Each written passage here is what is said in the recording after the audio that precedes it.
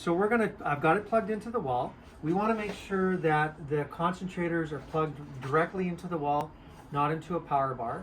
I understand in the Jubilee they've invested in some power bars that are probably a little bit better than your standard power bar that you see in the store. But ultimately we want to make sure that the concentrator is safe. So at all times, if you can plug it into the wall, it actually takes the power better.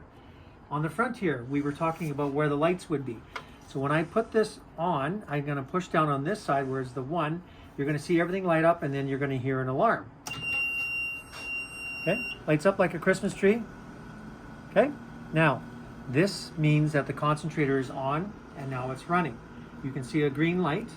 The other 2 lights are out. Okay, now our therapist, she's going to be assessing all of your residents on the oxygen. She will determine how much oxygen they need.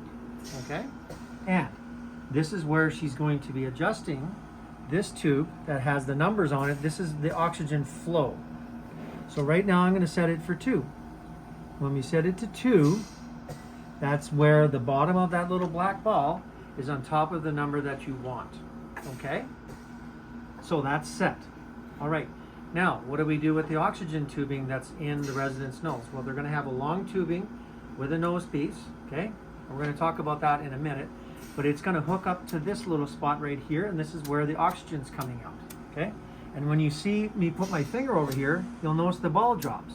The reason why it's doing that is because I'm blocking over the flow. Okay, so tubing goes onto here, it goes into the resident's nose.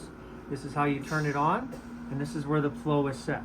One really important thing to always remember is that if you don't touch this dial, or nobody touches it once it's set, as soon as you turn the machine on, it should go back up to where it was previously set.